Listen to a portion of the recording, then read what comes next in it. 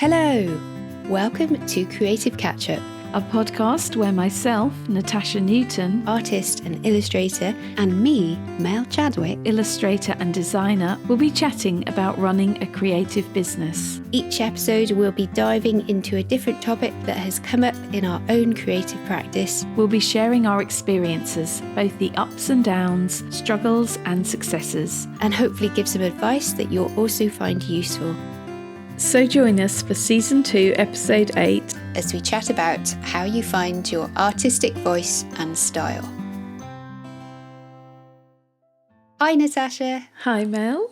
It's great to be chatting to you again. Yeah. And today I want us to move on to our subject because I think it's a really big subject and I think concerns a lot of especially growing artists who are still finding their feet, and that is your artist style, or the style that you have that differentiates you from another artist. I think this subject is really important, isn't it, to talk about. Let's start off by asking that question: what is an art style? Okay, so an art style is, I guess, like you said a minute ago, something that differentiates your work from somebody else's. And that can include things like subject matter, the colour palette you tend to work in, and the overall feeling of your work. So whether it's very calm and peaceful, or whether it's energetic and lively, whether it's loose or whether it's very precise.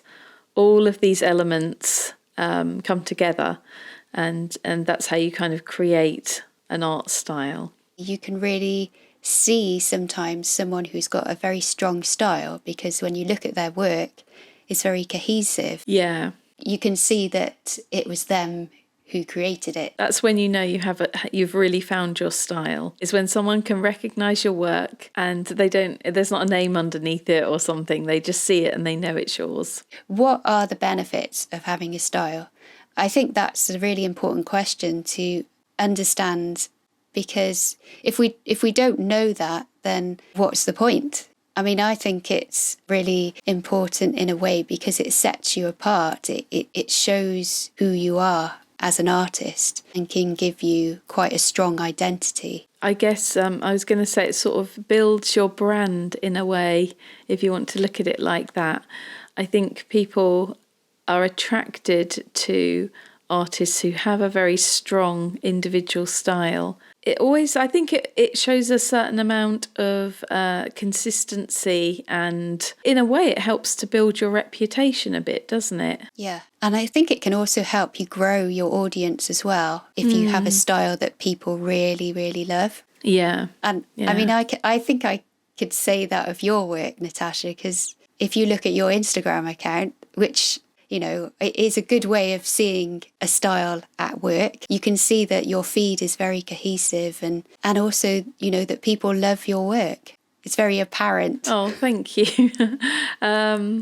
Yes, I was going to say that about it being cohesive. I noticed that when I started really making an effort to keep my Instagram feed cohesive, because at first I was posting sort of a range of things, really. It wasn't just an art account. I used to post pictures from my life as well, and I didn't have such a big following and it didn't attract so many people. And it was when I decided to switch and make it primarily an art account. So as you see, I hardly ever post anything that isn't art related. It's very rare. And that somehow, for some reason, appeals to people. They like to see that cohesiveness within someone's feed. And if they see that your style is very consistent, I think, yeah, there's something appealing about that, because I know that I'm quite attracted to that in other artists' work as well. So do you think it is really important to focus on finding your art style straight away? Or do you think it's more important to just grow as an artist? Yeah, I would say at first it's not that important. I think you need to be experimenting as much as you possibly can, because at the beginning That's what I did. And I didn't really have Yeah. such a strong style at all. And actually, the style I did have was really quite different from the style I have now. It was much more realistic. Whereas now I'm like a more kind of folk art storybook kind of style. It's much, I guess you could say it's much more stylized now, whereas it was much more realistic before.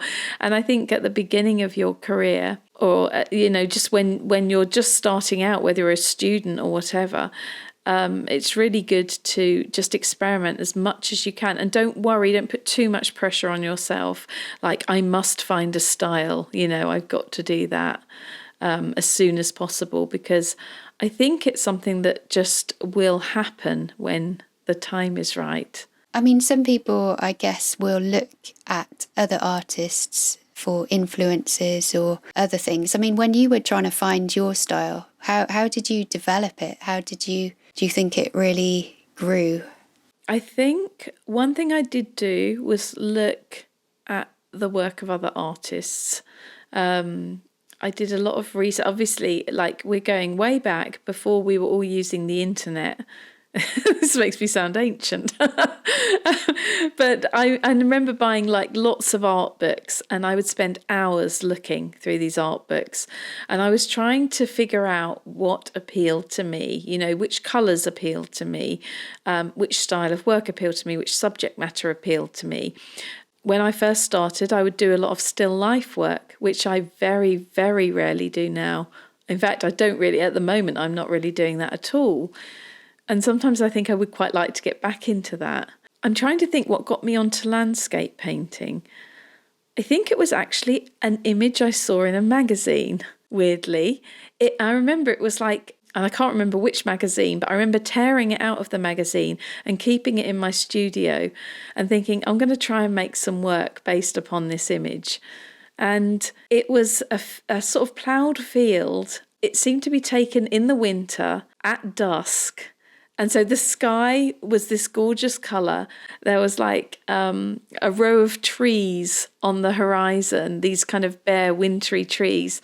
And I remember thinking, I'm going to try and paint this. I love this image so much. And up until that point, I was really uncertain about how I would make my style work for landscapes. And it was that sparked it all off. So inspiration can come from anywhere. Yeah. And as you were saying that, I was thinking actually that would be a good activity or exercise to do if you're trying to find your style. Like you were saying, you might have been flicking through a magazine, you might see an image that you really like, tear it out, put it on the wall, and then, find other images or colour palettes or, I don't know, even descriptions of things that kind of makes you come alive. I mean, I love using Pinterest for that kind of thing, It's a great way to build like a mood board, really, of things that you love. And I think that's a really good activity to get you kind of really seeing visually what is it that you like, what is it that you love, and then can help kind of steer you a bit. Yeah, I think it can. I think it's really good. It's a good activity, and I should use Pinterest more, really. I go through phases with it, but it's a great resource, and it really helps refine what really excites you in art.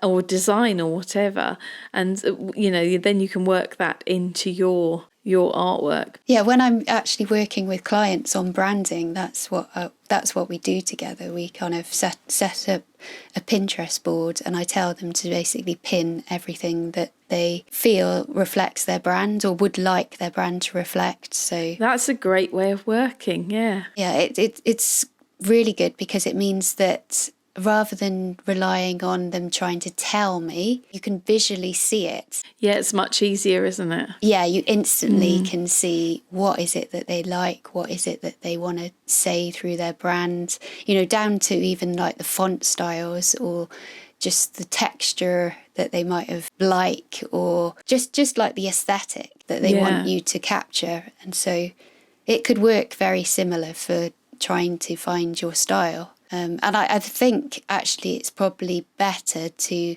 pull from lots of different influences rather than one influence, because sometimes if you pull just from one thing, you end up just copying rather than pulling it all together and making it your own, you know? Yeah, because that's what you need to do is be taking all of these, all of this inspiration and all of these influences and kind of putting it in one big melting pot. And then you come out with something that is just yours. It's like, as you say, if you were just concentrating on one artist you really love, you're in danger of your work becoming too similar to them. And therefore you're not finding your style, that's their style. No, you're just imitating rather than, being excited and putting your own spin on it.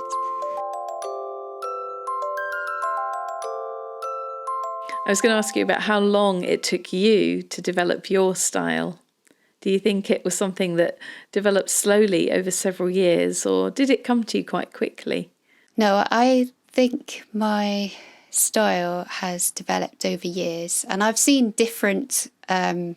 I've seen my style at different points, you know, where it's been one thing and then it's changed again, and I find that I get settled with something. I'm quite excited about it and I'm enjoying it, and then I'm like, I just keep naturally adding different things to it. But if you look at my portfolio, I feel quite happy with it, even though the work on there ranges maybe 5 years or a little bit less. But you can see, what you can see, or I can see, is an energy about the pieces. And I feel like it's more of a feeling that I have with my work rather than perhaps one colour palette or one medium. It's actually, I think all my pieces convey an energy and a vibrancy maybe to it. Yeah, I think that's where your style is rather than in the colour palette, for example. Yeah, or in the subject matter. You have this energy and sort of vibrancy and liveliness to your work. And I think that's where your style is. Because you do quite a range of different subjects, don't you, as well? Yeah, so, you know, I love doing maps, but then within a map you've got people, you've got buildings, you've got animals, you've got food, you've got environmental features. Yeah. So within just one piece, I have lots of different subject matters. But then I also love food as well. And then also I love lettering, hand lettering. Oh, yes. Again, using that in my work. So sometimes it's not really obvious, but say like in a map with place names, you know, I will handwrite the place names so that they all kind of blend in to the map style. But yeah, all my pieces, I need to get excited about it. And I guess that's what I'm doing. I'm injecting the excitement and the energy into the work. And if you have a piece of my work, then that's what you're getting. You're getting maybe the energy. A good way of describing it. It's like the first time I'm really kind of talking about this, because even though it's a subject that I do sometimes think about, but actually trying to describe what I do. I always find it really hard to talk about my work, actually, whenever anyone asks me, because it's something we all sort of do instinctively, I think, rather than analysing it and thinking about it. We just do it. Yeah. So, Yeah, and I guess a great example is when I'm going out and I'm looking at what's in front of me and I'm using, say, my coloured materials like coloured pencils and watercolours.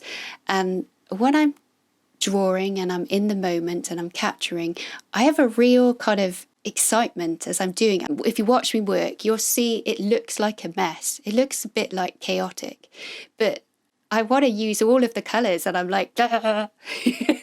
And it's very much that is my way of working. We'll look at what's in front of me, gauge it, see it, and then just, right, I want to capture that on paper, but I don't want it to just be a flat image. I want it to speak to you. I want it to say, I am alive, even though I am a 2D image. So I guess when people look at my work, that's what I want them to kind of feel, is the energy that went into creating it. So you're the proof that you don't have to stick to a specific colour palette or subject matter in order to have your own style. I think that's the first time I've ever actually felt like I've understood myself. Oh, brilliant. Your style is defined by your colours and your subjects. Yeah, because I'm really, at the moment, I don't vary my subject matter very much. It's very much nature-based, landscape-based. I don't draw people, although I have done in the past. I don't do still life, although I have done in the past. I may be experimenting a little bit more soon with different things. But at the moment, yeah, I think people know me for the landscapes and the birds, for example. And my colour palette, it can be quite muted and quite moody. It's quite calming. The one thing that people always tell me my work is calming or peaceful and quite atmospheric. So I know that people like that, and I certainly like to paint in that way because I kind of find when I'm working on these pieces, it can make me feel good. And I think, like you were saying, like your energy comes through in your pieces. I think the fact that my pieces make me feel safe and calm, I think that comes across. So yeah, that's interesting. It's it's like we imbue the work with our energy or something like that. Yeah, that's really interesting, isn't it? Yeah, I think that for me, it isn't, obviously subject matter, I'm very limited. Colour palette, I'm experimenting more with colours, but I still, in any one piece, the colour palette is limited. So yeah, I think that that's my style really, isn't it? That they're the elements that define my style. I mean, I want to ask you then, because you are working with new mediums. Do you find that your style still sticks, still comes through? Yeah, well, if I go by what other people are telling me, they're saying, oh my goodness, this is the thing that keeps being said is, even though you're working with these different materials, I can still tell it's you. So I guess my style is so ingrained now that no matter the medium, because do you remember when I took up needle felting at the beginning of last year? I mean, that's something totally different. And I got my needle felting stuff out again the other day because I certainly haven't given up on that. I just haven't had the time to do it because I'm a beginner, it takes me a long time. And I wanted the time to sort of sit down and develop it. But when I made some little needle felted birds, everyone was saying, this is incredible. They look just like your paintings. And it's funny. It happens. It's not like I'm forcing it. It's just something that happens. And I think that's because I really took the time to find my own style. And it's so much a part of me, and it's authentically me. So it's not like I can chop and change and it's going to look different. I think it's always going to look like my work, whatever medium I work in. But the interesting thing is that I think, and Dominic's noticed this as well, that the new pieces have more of an energy about them. Definitely. I mean, also because you've brought in some colours that you hadn't used, or I hadn't seen as much of in your landscape paintings, like in the sketchbook work and the paper work, like reds. Yeah, the really rich autumnal colours, yeah. I had done a little bit of that last autumn. I started using those colours last autumn in my canvas paintings, but they're not as vibrant as these pieces. Whereas my work before was very sort of smooth, and there wasn't a lot in the way of like mark making, or people always talk about the texture in my work, but it wasn't textured in the way that these new pieces are textured. I was thinking like your mountains and the way that you layer up the coloured pencils, you're getting a lot more texture on those mountainscapes. Yeah. Than in your canvas paintings. You can definitely see depth in there. It's interesting how that's happened, because when I first started working with the coloured pencils, things weren't going very well. I don't know whether you saw that vlog where I was like attempting this landscape several different times because I just couldn't seem to get it to look, I had an image in my mind, and it was so frustrating because I couldn't get it to look the way I wanted it to. And the thing was, I was using the pencils too much in the way, like in the same way I would use paint. So I was trying to sort of smooth everything out and make it, I think I was trying to make it too much like my paintings, when I realised finally, no, the pencils are great for marks. And through those marks, it adds this energy and this texture.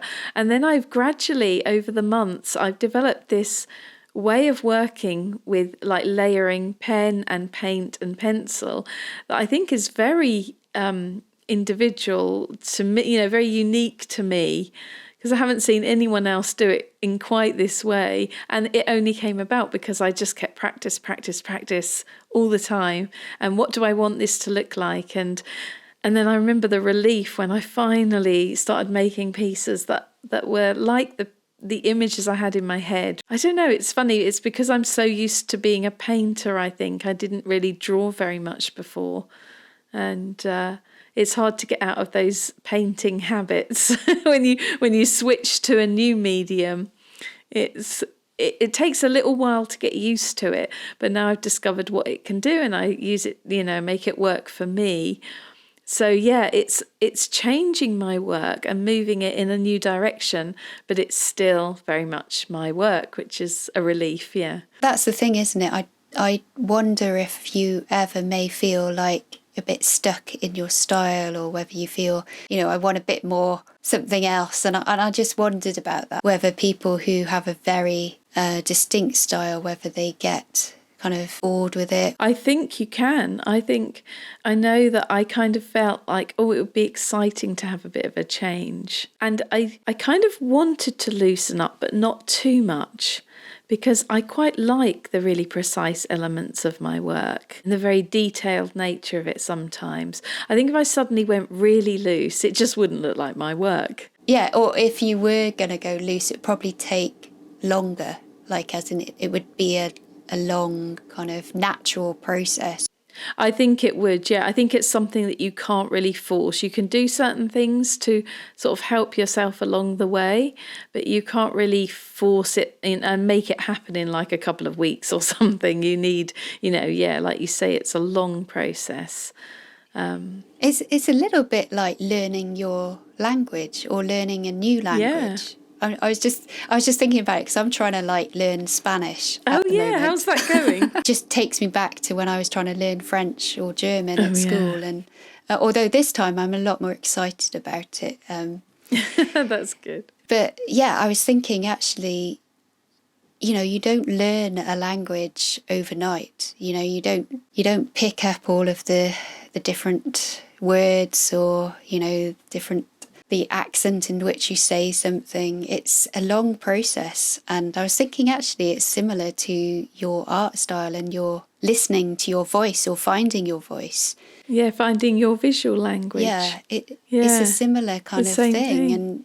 But you've got... That's interesting, yeah. But I also think you've got to test it. Like for me, if I'm going to learn and speak Spanish, I have to speak it. I have to actually say the words. It can't just be something I read and look at. I actually have to say it. And I think that's the same with finding your artistic voice. You've got to practice it. You've got to try it out. And you've got to be prepared to make mistakes, make things that you don't like the look of. And you're just like, oh my goodness, what have I done there?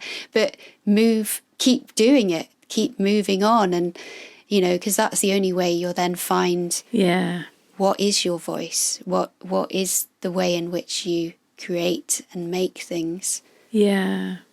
You've got to have perseverance and boldness, I think, as well. Yeah, that's partly why I decided to post that vlog, the one where I'm just showing, I've worked on this piece and it's gone wrong and this is why it's gone wrong. And then I went on to this piece and tried to correct that, but then something else, because I think it's good to show that process and to show that it doesn't come easily. If I'd just basically gone from, what I was doing before and didn't show any of the process, but just showed like the completed pieces that I'm now happy with, the new pieces, it would have looked very easy. That transition would have looked so easy to people, like, oh, she just went from this to this, and she'd learned this new medium, and it was so easy. She could just go from one to the other, and it wasn't like that at all. It did take perseverance, and it took quite some time for me to find that. And I think that's the thing, you have to persevere, and it is going to take time. And I think I really love the comparison between learning a language and finding your own visual language. It's very similar. Like you said, that was interesting. And I guess once you've kind of found your visual language, or you're able to kind of feel a lot more confident in it, then you can maybe really kind of refine it. So it's almost like when you've learnt a language, or you're able to speak it, you feel more confident, then maybe you can start looking at bits of it, like technical bits of it or grammar bits of it that you need to just work on a little bit more, or tweak or understand.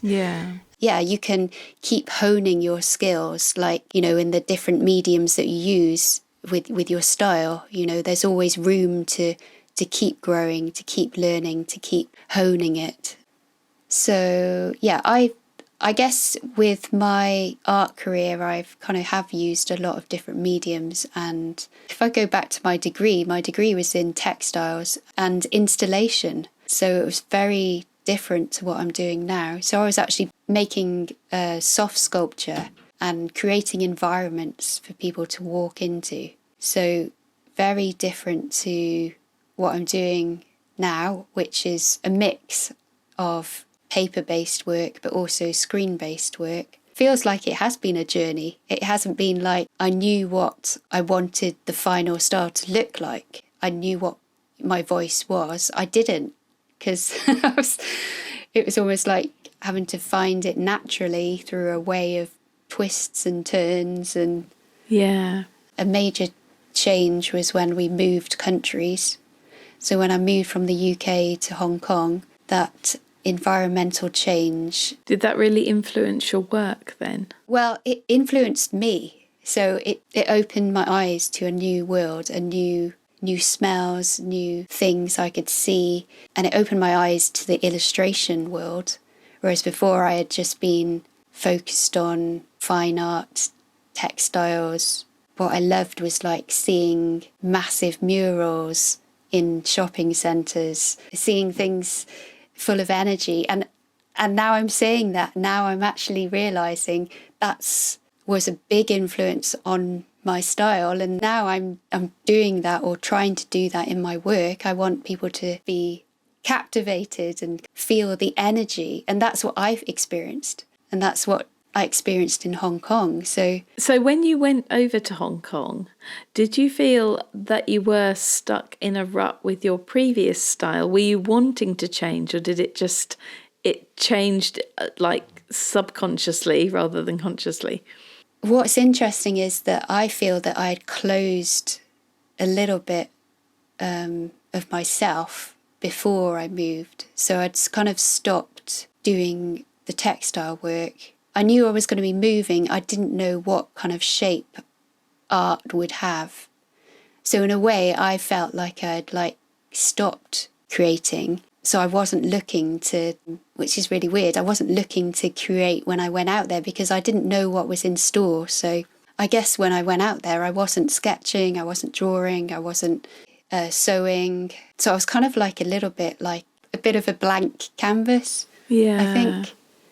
So maybe because of that, I was a bit more sponge-like, and I was taking in things or noticed things that spoke to me. When we moved then from Hong Kong back to the UK, we moved to Aberdeen in Scotland.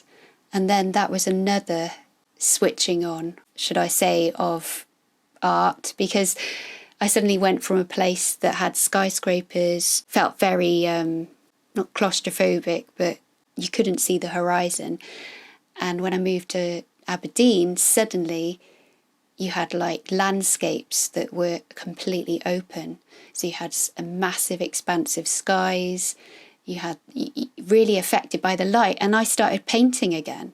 I hadn't painted since A-level, because in my degree I didn't paint. I stitched and took photographs and made 3D sculptures. I wasn't painting, but when I went to Aberdeen, I started painting and painting massive massive pieces with. Do you still have some of these? No. Oh, did you sell them? I sold quite a few of them. So what were you working on? What medium were you using? I was working in acrylic on canvas, and I was working also watercolours. I was working on paper. Actually, I did quite a few landscapes of the cairngorms in different seasons. Oh, I'd love to see these. I think some of them are actually in a gallery somewhere, but that I never chased it out. Oh no.